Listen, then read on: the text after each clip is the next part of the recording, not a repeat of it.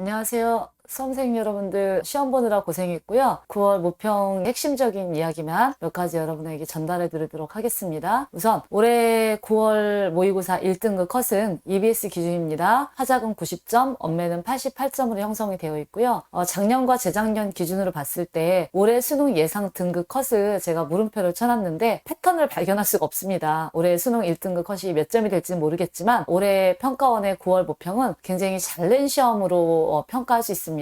그래서 이 틀을 그대로 유지하는 범위 내에서 수능 1등급 컷이 구성되지 않을까라고 생각해 봅니다.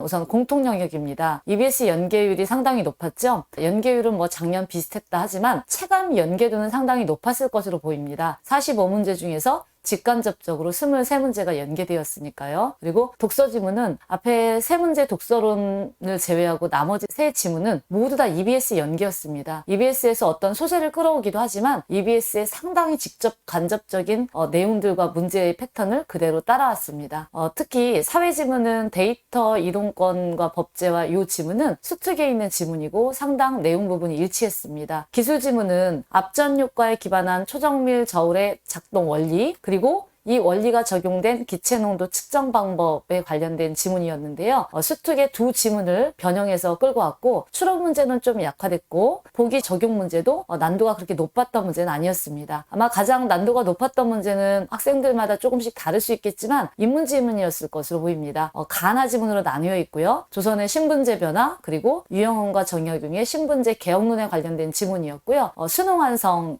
212페이지에 유영헌의 신분제 개혁에 관련된 지문 소재를 그대로 끌어왔고 그 자리에 정약용의 개혁론이 조금 추가되는 구조였습니다. 문학은 4지문 그리고 7작품이 출제됐고요. 그중에 3작품이 EBS 연기였습니다. 그중에 고전소설 하나, 고전시가의 사설시조 하나, 그리고 수필, 현대수필입니다. 그리고 현대시 하나가 비연계 출제됐습니다. 그리고 선택 영역은 전체적으로 화법과 작문에서는 크게 눈에 띄기 어렵거나 새로운 유형의 문제는 없었습니다. 전체적으로 쉬웠고요. 난이도도 평범했고요. 다만 화작 융합 세트에서 화법이 2개, 작문이 하나를 구성을 해서 아마 화작 2지문을 읽는데 시간 소요가 조금 됐던 것 같습니다. 그리고 언어와 매체입니다. 언어와 매체는 여러분 전체적으로 읽어내는데 평가원에서 여러분에게 어떤 어려운 개념을 측정하려고 하는 문제는 없었던 것 같습니다. 다만 얘들이 많다 보니 얘들을 문법 개념에 적용을 시켜가면서 하나하나 확인하는 과정이 필요해서 아무래도 시간 소요가 조금 됐을 거고요. 그리고 매체 지문이 이제 4년차가 넘어가면서 매체 지문이 상당히 다양화되고 있다는 특징이 있습니다. 이 시험에서 가장 주목해야 될 부분은 그동안에 여러분이 수능 모의고사를 치러가면서 오답 베스트 10의 유형을 보면 독서가 한 7문제, 8문제, 가끔 가다가 어법 문제가 하나 끼었고요. 나머지 문학이 한 2-3문제가 포함되어 있었는데 올해 오답 베스트 10을 보면 문학과 독서의 비중이 거의 반반씩입니다. 이것은 문학의 난도를 조금 높이고 그리고 독서의 난도를 살짝 낮추면서 독서에서 킬러 지문 자체를 없앴고 문학에서는 선지를 까다롭게 조정하는 방법으로 문제의 난도 비율을 좀 조정한 것 같이 보입니다. 우선 조금 더 자세히 독서 영역을 보면요. 6평보다는 조금은 어려웠고요. 그리고 이전 수능보다는 좀 쉬웠습니다. 그리고 독서 3지문이 나왔을 때 이 3지문들이 전형적인 어떤 상중하 수준에 고려해서 지문을 출제한 것으로 보이고요. 여러분도 느끼셨겠지만 EBS 체감 연계율은 상당히 높습니다. 여러분이 이 지문을 봤을 때 단순히 소재를 끌어온 것이 아니라 어떤 소재뿐만 아니라 문제의 패턴 그리고 지문을 구성하는 원리 이런 부분들도 많이 지금 연계되었습니다. 사회지문인데요. 4문제가 출제됐고요. 그동안 여러분이 저와 많이 연습을 했다면 특히 3번째 문단에 다만 하는 이런 예외조항 예외조항에 관련된 문제가 6번 문제에 출제됐습니다. 그리고 4호 문단에 데이터 이동권에 대해서 상반된 입장 여러분 그동안에 우리 이런 연습 많이 했잖아요. 혜택 그리고 상반되게 부작용 그랬을 때 요 관련된 문제 구성이 있었고요. 그 다음 기술 역시 4문제였습니다. 우선은 기술 정보에 대한 개념을 세팅을 해줬고요. 그리고 그 이후에 미세물질의 질량을 이 기술을 이용해서 어떻게 재는지 원리 부분이 자세히 서술되어 있습니다. 특히 전자저울의 내용을 다루는 부분에서는 EBS 부분을 상당히 직접적으로 연계했습니다. 그동안 기술 지문 연습 많이 했잖아요. 고정된 것 그리고 그 고정값과 다르게 따라 변하는 것 즉 대상 간의 관계를 파악하는 문제가 10번, 11번 문항에 출제되었는데요. 기술 지문의 어떤 읽어내는 전형적인 패턴, 흐름을 알았다면 기술 지문은 크게 어렵지 않았을 것으로 보입니다. 인문 지문 볼륨이 가장 큰 지문이었습니다. 6문제가 출제됐고요. 간은 시기별로 변화되는 어떤 관점의 변화를 봤고요. 똑같이 인문 지문이기 때문에 이 관점에 대해서 그리고 비교 대조하는 문제, 이런 문제가 출제됐고요. 그 다음에 인문 지문이다 보니까 나 지문에서는 당연히 이 관련된 사람들의 입장을 비교 대조하는 문제, 그리고 우리 연습했잖아요. 예외사항을 어떻게 처리해서 문제화할 것인가, 이런 문제 출제됐습니다. 그리고 16번 보기 문제는 새로운 정보를 하나 더 제시를 했고요. 그리고 이 문제는 여러분에게 약간 통합적인 사고력이 필요했던 문제였습니다. 모두 세 지문 EBS 연기였습니다. 그리고 이런 문제들을 봤을 때 여러분 앞으로 그러면 남은 학기의 학습 방법은 전체적으로 지문이 평이했고 선택지가 까다로웠다면 이제 답의 근거를 찾는 것은 꼭 해봐야 되는 거고요. 그리고 여러분 이 올해 수능에서는 선택지를 이미지로 쓱 보는 학생들은 그냥 올해 수능은 나는 못 보기로 했어 라고 얘기하는 것과 똑같아요. 그래서 이미지로 쓱 보지 마시고 선지는 끊어읽는 연습을 하고, 그리고 선지에 대한 판단은 본문을 근거로 해서 정확히 찾는 연습을 해야 됩니다. 그리고 EBS 연기학습 필수라는 것을 그 어떤 해보다 여러분이 많이 느꼈을 것이라 생각합니다. 그리고 문학입니다. 역시 6평보다는 살짝 어려웠고요.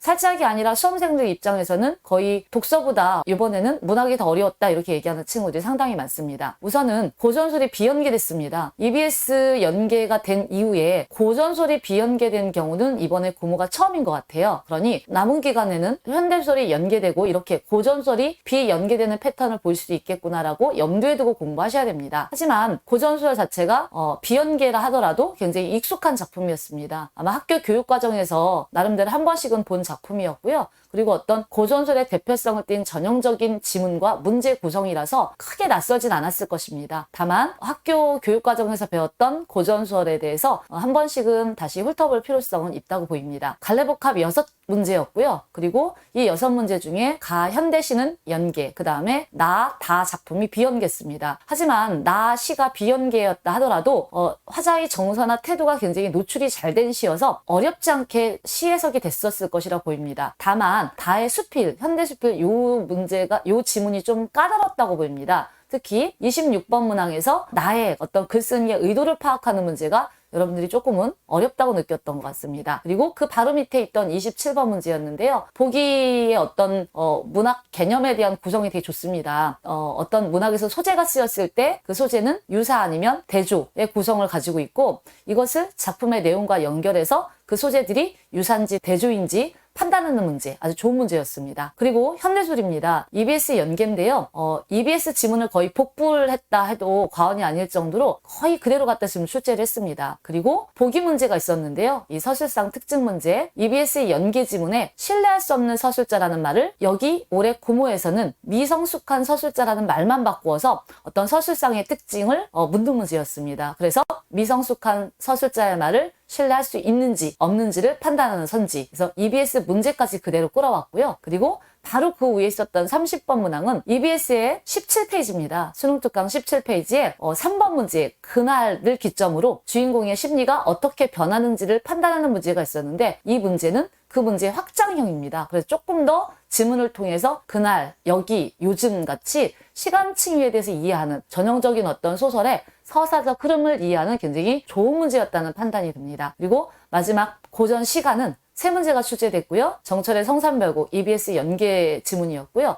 다만 나 사설시조가 비연계였지만 보기에서 힌트를 충분히 줬기 때문에 별로 어렵지 않게 문제를 풀었을 것이라 생각이 됩니다. 이럼에도 불구하고 문학이 어렵다고 생각됐던 이유는 지문을 읽는 데는 크게 어려움이 없었지만 전체적으로 모든 영역 상관없이 지문 읽고 나서 문제를 풀 때 상당히 좀 시간 소요가 됐을 것이고, 답을 찾는 데 있어서 경합선지가 헷갈렸던 그런 문제들이 보입니다. 그래서 앞으로 남은 기간에 문학 공부를 할 때는 선지를 읽고 답을 찾는 과정에서 시간 소요를 전제하시고, 그리고 선지 개념에 대한 이해를 바탕으로 정확하게 선지 끊어읽는 연습과 함께 영역별 감상 방법 숙지하시고, 그리고 EBS 연기학습 확실히 하셔야 합니다.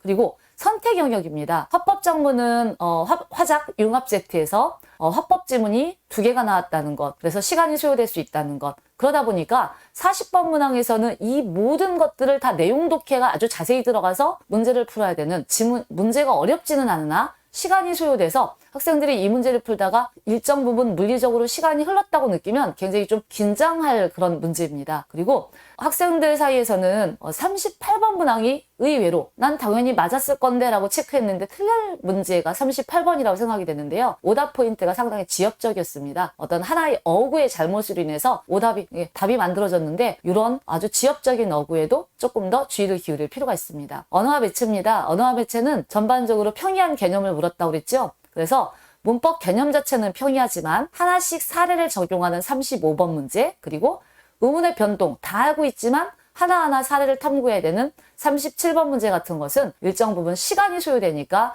여러분 남은 기간에는 적용 연습하는 그런 공부가 필요합니다. 그리고 한 문항으로 문장 영역 전체에 대한 개념을 물은 38번 문항은 육모에서도 보였습니다, 여러분.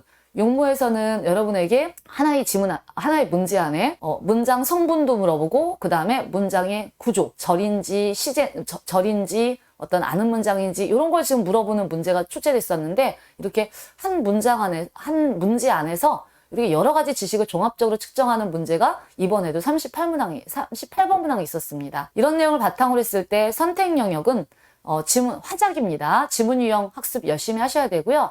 각각의 문제 유형에 어떤 문제가 지금 자리하고 있는지 이런 유형별 풀이학습 꼭 공부하시고요. 그리고 실전 모의고사를 통해서 시간 연습하는 것도 마무리 하셔야 됩니다. 그리고 언어와 매체는 개념학습은 이미 저는 완벽히 되어 있을 거라 생각합니다. 이 개념을 바탕으로 다양한 예를 탐구하는 실전 적용 능력이 필요하고요. 그리고 웹 화면을 그대로 띄워놓는 지문들이 지금 44, 45번 문제에 있었잖아요. 남은 기간에도 다양한 매체 지문을 섭렵해서 다양화된 매체 유형에 적응할 필요가 있습니다. 그동안 열심히 공부했고 그리고 이제 시험의 결과가 나타났을 텐데요. 지금 이야기를 바탕으로 학습 방향 설정 잘해서 3학기 마무리 잘하시고 그래서 올해 수능에 좋은 결과 있길 바랍니다. 감사합니다.